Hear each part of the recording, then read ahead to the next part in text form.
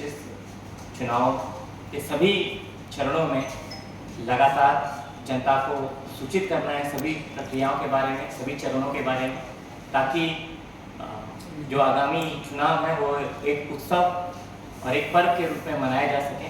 इसलिए आपके माध्यम से, प्रिंट इलेक्ट्रॉनिक मीडिया के माध्यम से, सोशल मीडिया के माध्यम से सभी लोगों को चुनाव के सभी चरणों से अवगत कराया जा रहा है। आज की बैठक, आज की इस प्रेस वार्ता का मुख्य जो एजेंडा है वो है माननीय भारत निर्वाचन आयोग द्वारा विधानसभा चुनाव 2025 के लिए 17 नई पहल जो कमीशन ने शुरू किए हैं। ये सभी बहुत ही साइंटिफिक रिसर्च, बहुत ही अध्ययन के बाद, पॉलिटिकल पार्टी से फीडबैक के बाद ये सारे कदम उठाए गए हैं। इन सभी कदम जो इलेक्शन कमीशन के जो इंस्ट्रक्शन हैं, इनको उठाने से इलेक्शन की शुचिता, पारदर्शिता और विश्वसनीयता पर बहुत अधिक प्रभाव पड़ेगा। तो इन सभी स्टेप्स के बारे में मैं आपको विस्तार से बताऊंगा। तो पहला है कि जो बूथ स्तर एजेंट्स BLAs हैं, वोटर सूची तैयार करने के क्रम में और RP एक्ट 1950 के तहत जो अपील की प्रक्रिया है, आपने देखा होगा हम लोग ने बहुत ही बृहद स्पेशल इंटेंसिव रिवीजन की प्रक्रिया को पूर्ण किया, जिसमें किसी भी स्तर पर ERO के इलेक्टोरल रोल ऑफिसर या असिस्टेंट इलेक्टोरल रोल ऑफिसर के निर्णय के विरुद्ध जिला निर्वाचन पदाधिकारी के यहाँ अपील की व्यवस्था है। किसी भी निर्णय से असंतुष्ट होते हैं तो DM के समक्ष अपील फाइल की जाती है, ताकि कहीं भी यदि किसी पदाधिकारी से गलती हो जाती है तो उस गलती का उपचार अप्रोप्रिएट फोरम द्वारा किया जा सके।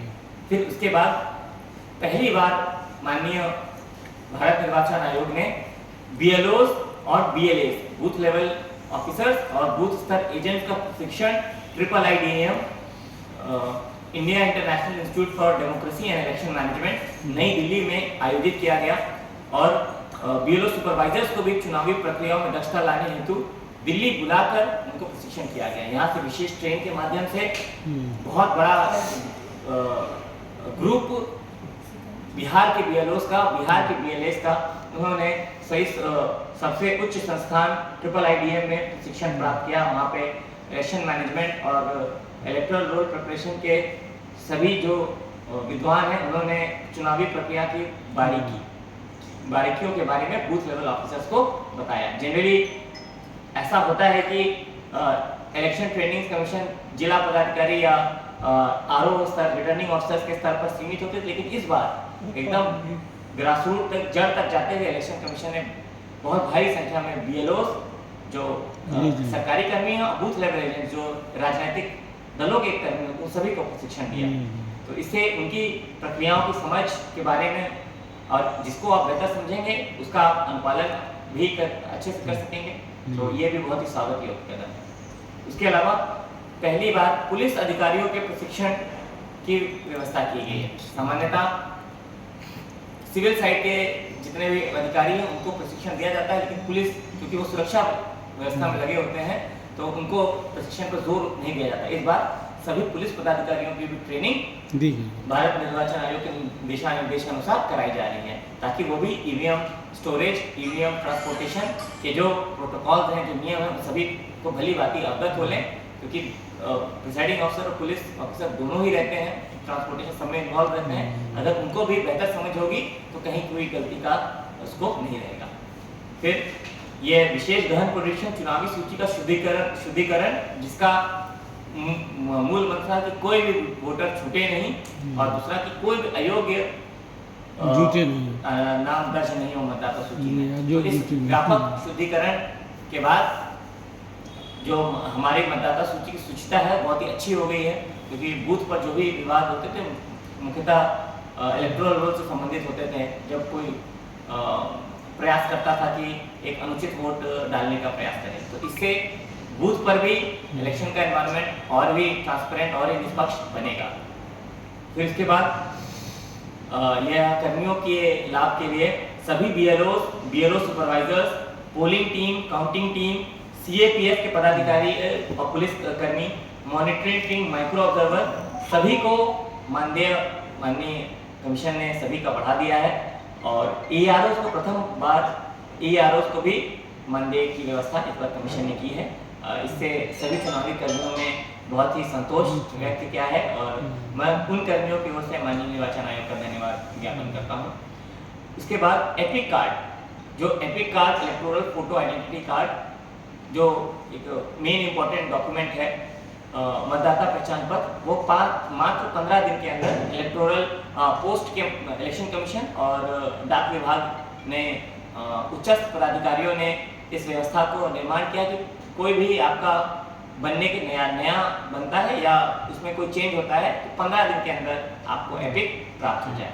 तो इसका लगातार मॉनिटरिंग जिला स्तर पर एपिक प्रिंटिंग और डिलीवरी की हम लोग करते रहते हैं। उसके बाद BLOs को 7वां बिंदु है, BLOs को बढ़ाते जाओ। BLOs को फोटो पहचान पत्र जारी करना। तो BLOs क्योंकि क्षेत्र में घूमते रहते हैं तो लोगों में उनके प्रति विश्वास बढ़े, इसलिए उनको एक रिकॉग्नाइजेबल एक झोला, एक टोपी, BLO टोपी और पहचान पत्र की व्यवस्था आयोग ने की है। उसके बाद क्योंकि 8वां स्टेप है कि मोबाइल जमा करने की सुविधा, बूथ के 100 मीटर के अंदर किसी भी प्रकार चुनावी प्रक्रिया में लगे हुए कर्मियों को छोड़कर शेष लोगों को मोबाइल ले जाने की अनुमति नहीं है। लेकिन आधुनिक युग में मोबाइल की उपयोगिता को देखते हुए और कुछ ऐसी परिस्थितियां हो सकती हैं जिसमें आप मोबाइल अपने पास आपके लिए रखना अनिवार्य हो, कमीशन ने मतदाताओं की सुविधा के लिए मोबाइल डिपॉजिट फैसिलिटी मतदान केंद्रों के बाहर स्थापित करने का निर्णय लिया है। इसको भी हम लोग सभी बूथों पर सुनिश्चित कराएंगे। अभी भी पुराने इंस्ट्रक्शन की बूथ के अंदर मोबाइल का प्रवेश सर्वथा वर्जित है, वो इंस्ट्रक्शन स्टैंड करेगा।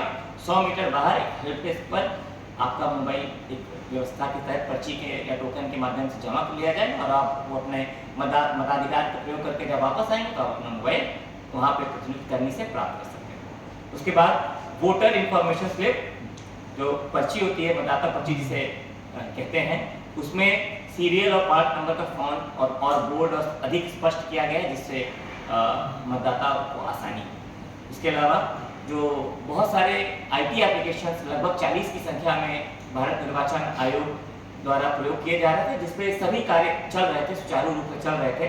IT एप्लीकेशंस के प्रयोग से कार्य की गुणवत्ता, सुगमता बहुत बेहतर हो रही थी।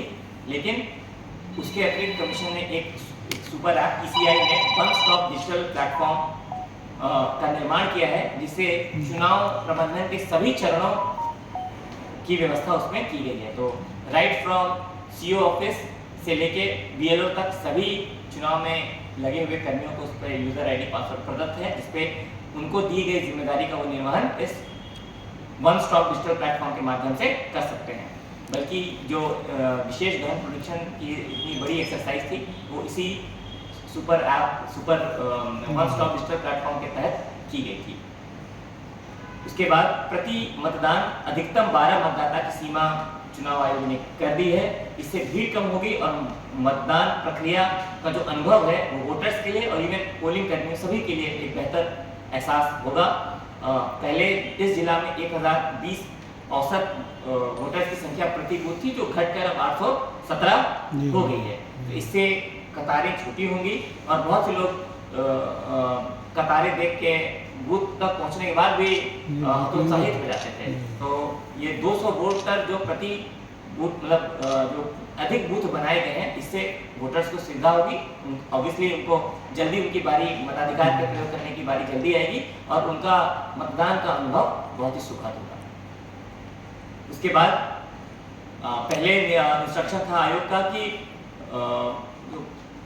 जो प्रत्याशी हैं या उनके एजेंट हैं वो 200 मीटर बाद अपना हेल्प डेस्क या अपना कोई सेटअप लगाते थे, तो उसको आयोग ने घटा के 100 कर दिया है, क्योंकि हमारा बहुत ही डेंसली पॉपुलेटेड वो दूरी घटा के 200 मीटर से करके 100 मीटर कर दी गई है। इसका भी पॉलिटिकल पार्टीज ने भी आयोग के इस कदम की सराहना की है। उसके बाद 100% वेबकास्टिंग, इसके पहले के चुनावों में 50% बूथों पर वेबकास्टिंग की व्यवस्था थी। इस बार 100% बूथों की वेबकास्टिंग की जाएगी और उसका डिजिटल रिकॉर्ड कानून के प्रावधान के तहत निश्चित सीमा तक उसको संधारित किया जाएगा। तो हम सभी लोग यहाँ से बैठे बैठे जो कंट्रोल रूम में जिला निर्वाचन पदाधिकारी, आरओ हैं, ऑब्जर्वर हैं, जो भी सीनियर ऑफिसर हैं, वो यहीं से सभी बूथ पर नजर रखेंगे। लेकिन इसका ये नहीं मतलब है कि क्षेत्र में नहीं भ्रमण होगा, सभी सुपर जोनल और सेक्टर अफसर लगातार भ्रमण करेंगे। हर तरीके से चुनाव के सभी चरणों पर बहुत ही नज़र रहेगी। उसके बाद एक ईवीएम के जो बैलेट पेपर होता था, इसके पहले तक उसमें ब्लैक एंड व्हाइट प्रत्याशी का फोटो आ जाता था, तो उससे कुछ लोगों को कठिनाई हो सकती थी। इस बार आयोग ने व्यवस्था की है कि वो बैलेट पेपर कलर्ड फोटो, उस पर प्रत्याशी का फोटो कलर्ड आएगा। इससे मतदाताओं को अपने पसंदीदा प्रत्याशी को पहचानने में उस बैलेट पेपर में सुविधा होगी। यह भी बहुत ही स्वागत है। और उसके बाद वीवीपैट गिनती, जहां भी मतपत्र लेखा फॉर्म 17C और ईवीएम डेटा में भिन्नता हो, वहां पर आयोग ने 100% वीवीपैट की पर्ची गिनने का निर्देश जारी किया है। तो एक या दो परिस्थिति हो सकती है जब फॉर्म 17C और उसमें ईवीएम डेटा में भिन्नता होता है, पोलिंग कर्मियों की ही गलती की वजह से जो ध्यान नहीं देते हैं और डेटा नहीं क्लियर करते हैं, सिर्फ उन्हीं परिस्थितियों में इस प्रकार की त्रुटि आ जाती है। कमीशन का निर्देश है कि इस बार ऐसा कोई भी मैटर आएगा तो 100% वीवीपैट की पर्चियाँ के आधार पर ही मतदान की गणना, वोटों की गणना की जाएगी। इसके अलावा पोस्टल बैलेट्स क्योंकि कमीशन के निर्देश के अनुसार अधिक वोटर्स को जो दिव्यांग हैं या बहुत ही सीनियर एज के हैं, उनको पोस्टल बैलेट की सुविधा उपलब्ध कराई है। तो हम लोग उम्मीद कर रहे हैं कि पोस्टल बैलेट की संख्या बढ़ेगी और भारी संख्या में चुनाव कर्मी भी पोस्टल बैलेट का प्रयोग करेंगे। सर्विस वोटर्स भी हमारे पोस्टल बैलेट का प्रयोग करते हैं। तो ये सभी वोटर्स अपने पोस्टल बैलेट के माध्यम से जो वोट आए हैं उनकी गिनती आखिरी के 2 चरण से पहले पूर्ण कर ली जानी है। इससे क्या होगा कि किसी प्रकार का, क्योंकि पोस्टल बैलेट में हमेशा कैंडिडेट्स और जो आरओ होते हैं कुछ मतभेद रहता है एक्सेप्टेंस और रिजेक्शन के लेके, कि बहुत लोग अच्छे से पोस्टल बैलेट के दिशा निर्देश का पालन नहीं करते, उसकी वजह से कुछ वोट रिजेक्ट हो जाते हैं। कहीं कोई संशय नहीं रहे, इसलिए वो काम पोस्टल बैलेट की गिनती खत्म करने के बाद ही आखिरी के 2 राउंड की काउंटिंग होगी। उसके बाद डिजिटल इंडेक्स और रिपोर्ट्स, ये संपूर्ण चुनाव प्रक्रिया पर आरओ और जिला निर्वाचन पदाधिकारी इस प्लेटफॉर्म पर